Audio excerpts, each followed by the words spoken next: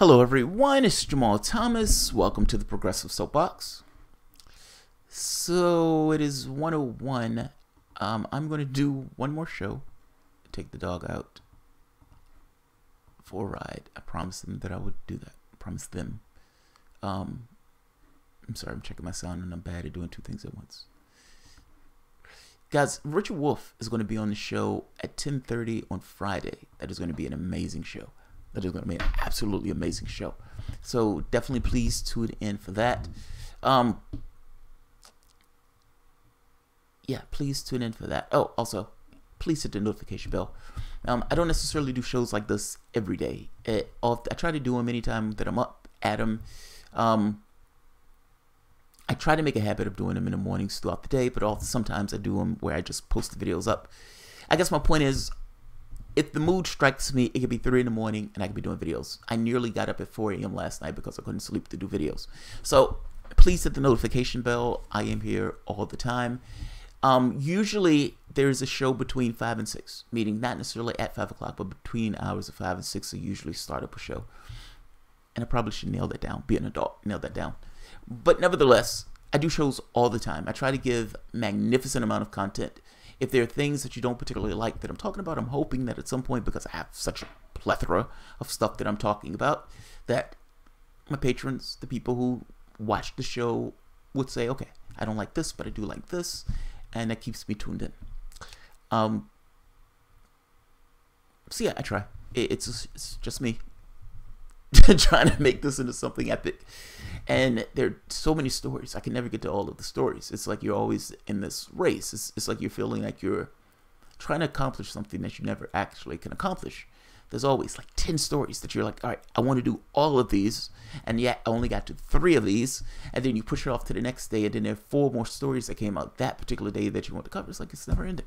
It's fucking amazing. It's never ending. But nevertheless, let's get to the news.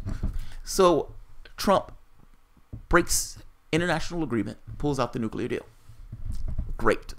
Now that he broke the agreement and pulled out of the deal, breaking essentially any level of moral high ground, you didn't have it in the first place, but damn sure don't have it now, and destroying any level of credibility of the United States government, gone, washed away. If it was there to begin with, it is no longer there. Israel attacked multiple bases an hour after Donald Trump did this deal. Military generals across the political spectrum in Israel and in the United States fully agree that while this deal may not necessarily be perfect, because there's no such thing as a perfect deal, it does what it's supposed to do. It's doing what it's supposed to do. It's working and it's effective in what it's supposed to do. The people who are against the deal, despite all of these generals being for the deal, despite all of these military officials being for the deal, despite people in the Republican Party and Trump's own camp, Mattis himself has read the deal 3 times and say he was for it. The people who are against it. A playboy in Saudi Arabia who's murdering Yemenis, or gets his kicks murdering Yemenis. A right-wing, he's not a dictator because Israel is not a dictatorship, but a right-wing politician that for the most part has been screaming that Iran was 3 years from a bomb, going all the way back to 1992, failed and wrong the entire time, screaming and wrong at the top of his lungs, lying to Congress to get the United States into a war that ends up murdering 1 million Iraqis and completely destabilizing that region of the world, when his testimony was something to the effect of, this is going to be flowers and butterflies and they're going to hail you as the liberators. You're going to have an awesome Iraq. You're going to have an awesome Iraq. That guy takes time away from murdering Palestinians to jumping in on this. And then you have the terrorists. I'm sorry, not the terrorists. I'm sorry. I'm thinking of the other video. I'm mixing my videos. I'm saying the 2 people who are standing on Donald Trump's side on this, Israel and Saudi Arabia. Both of these are rogue nations. One nation is spreading terrorism throughout the globe. The other nation has an open-air ghetto. And Donald Trump is listening to these people as his political advice. Powered by John Bolton, that fucking maniac, who said himself that he wanted to bomb Iran and said that there will be regime change in Syria in 2019. These are the people who are powering and who are whispering in the ear of this reality show host that has no foreign experience at all. He's just listening to the people who's whispering to him. Or, for that matter, trying to fulfill campaign promises while not necessarily caring about the geopolitical politics. Because let's be honest, he's incompetent and doesn't necessarily understand the geopolitical politics. That's what we are. So Iran has responded to this belligerence. Not to mention, an hour after Israel attacked certain sites in Syria, there were Iranian installations murdering Iranians in the process of doing that. That's after a previous attack on Iranian installations in Syria. Again, fuck international law. Breaking international law, attacking it. International law doesn't exist, at least my belief is. So Iran has responded to this belligerent behavior. You can expect what Iran's response is going to be. Like any other government, they have people who are hardliners in the government, and you have people who are more reformists. That's everywhere. There is no such thing as a monolithic government. All of these governments, for the most part, have different people in these governments that push and tug on the leaders and the figureheads of those governments. They're just like your governments. Iran government, the head of that is a theocrat. That's true, but within that, just under that, you have governmental affairs handled by an actual government. Hardliners in the parliament itself were pissed and flipped out and used this. Well, they use it in the same way that politicians here would use it. Let's just take a look. This is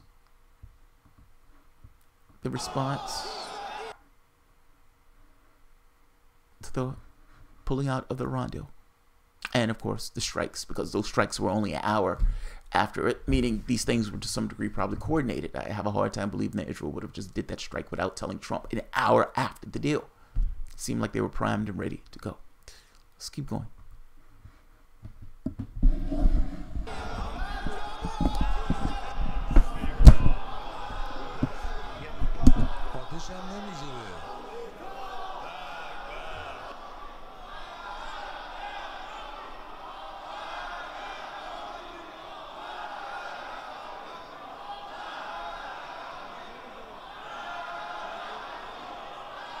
اگر اروپا و کشورهای مهم مثل روسیه و چین این خلأ بین المللی را پر کنند، شاید راهی برای ادامه مسیر باشد.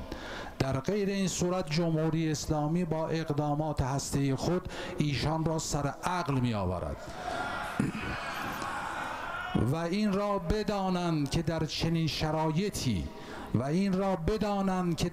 شرایطی ایران هیچ تعهدی ندارد که در جایگاه گذشته خود در مسئله هسته‌ای قرار بگیرد.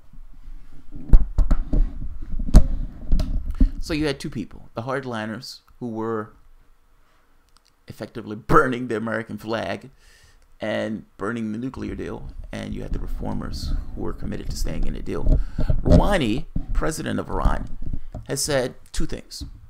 I'm committed to trying to remain in the deal that's providing the Western powers can accommodate our needs, or we are going to begin enriching again, potentially begin enrichment, and it may be more uranium that was enriched prior. I guess you can call it carrot and stick. Let's take a look. This carrot and stick concerns me because this carrot and stick, there are consequences to this particular carrot and stick, that's all. And this is a level of brinksmanship on both parties that could easily escalate into something far more nasty. And not just far more nasty from the standpoint of Iran. Iran is allied with Russia in Syria. You can easily foresee a situation where Russians are killed in some Israeli strike, where Israel fucks up, gets it wrong, and ends up murdering a bunch of Russians. The Russians respond by attacking the installations in Israel, or attacking the installations that essentially attack them. In which case, does the United States get involved in that conflict? Does it pull the U.S. in? Say, for example, that Iran does attack Israel. What does Israel do? What does the United States do? This is kind of what I'm getting at. The attacks that are taking place on Iran are done so. Iran hasn't broken any deals. They've lived up to their obligations. The United States is the one in this situation that's breaking the deal. Everybody else says the deal is working. A reality show host disagrees. Let's look at Iran's response. This is the president of Iran. Iranian President Hassan Rouhani said Tuesday he'll send his foreign minister to negotiate with the countries remaining in the nuclear deal after Donald Trump's decision to pull out America. to pull America from the deal, warning he otherwise would start re-enriching uranium in the next weeks. Rouhani's speech carried live by state television marked a doubling down of the cleric who has seen his signature foreign policy achievement threatened by Trump for years. However, he stressed that the deal could survive without the United States. If at the end of this short period we conclude that we are able to achieve our demands in the deal will survive, Rouhani said. Iranian state television did not broadcast Trump's speech live, but carried his remarks in a crawl at the bottom of the screen and later recounted some of them. Earlier on Tuesday, Rouhani stressed that Iran wants to keep working with the world in constructive engagement with the world. That appeared to be the nod to Europe, which has struck a series of business deals with Iran since the landmark 2015 nuclear deal. Iran likely hopes that the European Union will pass laws to protect Europe firms from any potential sanctions. Right there, right there, right there, right there, right fucking there. That's the part. That's the part. And that's the part I've been wondering because nobody asks these questions. God damn it, I wish I could get some of these people on from Europe. Do you protect those firms? So you have European companies that have made deals with Iran and were working with Iran. Great. Europe has said that Iran has done nothing wrong in this. Great. Europe has said, Europe, China, Russia, the world, literally the world, has said they've complied to the tenets of this agreement. And we will continue with this agreement. Great. The United States says we're putting on sanctions. And that we will also put sanctions on European companies. And it's said that the Europe has said, I think they're like several months, maybe 3 months, to wind down their operations with Iran. Otherwise, they would also face sanctions by the United States. This is what the United States government is saying. It's literally threatening Europe over this. We will put sanctions on your businesses also in the same way we're putting sanctions on theirs if you continue your trade with them. What does Europe do? Does Europe somehow try to protect those businesses from the United States sanctions, seeing as Europe considers those sanctions to be wrong? Or do they stick with the deal in spirit, but not necessarily back their companies up? Meaning, those companies, just by their own volition, will pull away from Iran because they don't necessarily want to take those hits. I guess what I'm asking is, what does Europe do? And that's kind of the point Rouhani is making. The reason he's saying if our needs are met, because currently in the deal, let's say their needs were met. Well, now the United States has pulled out and put sanctions on them. What do? Are our needs going to be met if these companies pull out? Are our needs going to be met if these companies are being sanctioned, meaning the European companies are not being protected? Just because Europe wants to remain in a deal doesn't necessarily mean that they can, how can I say this? Just because they want to remain in the deal, they can't necessarily control what America does in this. Meaning if America's passed the sanctions and those sanctions are attacking European business, what does Europe do? What does Europe do? And I suspect that what Rouhani is talking about is, how are you going to make sure that the businesses that are doing deals with us continue to do deals with us? And if our needs are met, meaning if we can continue with the business in the way we've been doing it under the guidelines of this deal, the world is good. Fair enough. If we can't, the world is not good. And we're going to potentially start enriching uranium at a greater rate. That's a great point that I don't hear anybody make. I have yet to hear somebody ask the question, what are you going to do? The United States says they're going to put sanctions on you. What are you going to do as Europe? You're a European Union. You're a massive trading bloc. What are you going to do? What are you going to do to back up and protect your businesses? That's a great point. Trump and the United States also came under fire from Iran's Vice President Eshah Shahakari, a popular reformist politician who was suggested as a possible presidential contender in Iran's 2021 election. Today, the biggest power in the world is yelling that it does not accept the deal, he said, according to the semi-official ISNA news agency. It's up to them what to do with the deal, but for now, naive individuals would accept to enter talks with such a country. From now on, only naive individuals would accept to enter talks with such a country. We're ready and have plans for managing the country under any circumstance, he added. I'm going to put this at the bottom. Look, Iran already has a difficult economy, meaning their economy is not great. They've made overtures to want to interact with the world, and this deal was one of those overtures to try to interact with the world. So there's that. All countries have militaristic aims or do things. So it doesn't shock me in the least for Israel to scream that, oh my God, they're doing some kind of militaristic stuff when Israel has nuclear missiles and has literally been bombing them. I mean, these are the people saying Palestine doesn't want us to have a state while operationally stopping them from having a state. This stuff is nonsense. This is magnificently Orwellian in the way they go about their affairs. But this is what's taking place. At this point, Iran has said, we're sticking with the deal, providing our needs are met. And I suspect what he means is, providing we can continue the trade that we've been doing and you find a way to protect your companies from the United States sanctions. It's fascinating. I will leave it at that. Yeah, I'll leave it at that. You know about the Khalida. It is, as the Democrats stated, almost 500,000 kids were killed through those sanctions. You're talking about Iraq. When Bill Clinton came in and he put those sanctions, they killed, Madeleine Albright killed all of those kids. So you had hundreds of thousands of kids. And when the media asked her about this, your actions, what you did in that office, murdered, killed hundreds of thousands of babies. She says, well, it was a tough choice that we had to make.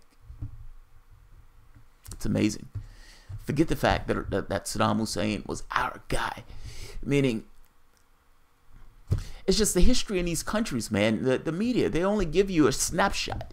They don't necessarily give you what was taking place before. Do you realize that part of the reason that the Ba'ath Party took over, that Saddam Hussein took over, was because in the same way that we're backing these people in Syria, meaning the same way we're backing these maniacs and these terrorists, we did the same thing in Iraq. Because what we wanted in this case was the oil. The people who came to power in a coup for the government that was there prior wanted a more egalitarian country and was willing to put in and started putting in these reforms for Iraq. He's trying to make it somewhat of a secular government. Now, the important point in this, and the catch to this is, the person who was there prior had always essentially given up the oil to essentially Western interests. This guy coming in said, no, we're not doing that anymore. We're going to use this for the betterment of our country. In which case, the Western powers flipped and freaked out. They started finding ways to try to undermine and take that guy down, despite that person being egalitarian in the way he was going about his affairs in the state. And the fact is, him being egalitarian went against their aims. If you have a democracy, or if you have a representative government, the people in their representative government may decide that we don't want for you to rape us over the coals with the way you're taking our oil. We want to use our resources for us in the same way you're using your resources for you. That's a problem. We need your resource. We don't want you to use that resource in that way. So they backed the Ba'ath Party. They backed essentially Saddam Hussein. It was our monster. That was our guy. And yet, he became a maniac when he went to Kuwait. He got too close to Saudi Arabia. So, Mossadegh, that's his name. Thank you, Mossadegh. No, wait. Mossadegh was in, I think Mossadegh was Iran. Let me make sure. These names are starting to blur at this point. Iran, yeah, Mossadegh was Iran. I'm right. Good. I like being right. All right, so I'm going to end this. This is the Iranian response. I'm going to put these articles at the bottom. I hope this kind of made sense. Of course, Iran is going to take this disposition, and essentially, if the Western powers break the agreement, meaning if the United States breaks the agreement, if the Western powers essentially allow the United States to break this agreement in this way, there's nothing to stop Iran from enriching more. And you know what that means. Meaning the enrichment itself is not the point. The enrichment is kind of a proxy to what is going to take place from the standpoint of the pretext that these people are going to dredge up to try to create some kind of reason to attack the country. Be aware of what your government is doing. So, I'll leave it at that. Alright guys, I'll leave the links at the bottom. If you enjoy the content, please feel free to share, like, subscribe, and of course, you can always support through Patreon. Thanks, guys. Oh, and don't forget, Richard Wolf will be here 10:30 on Friday. Amazing. Absolutely amazing.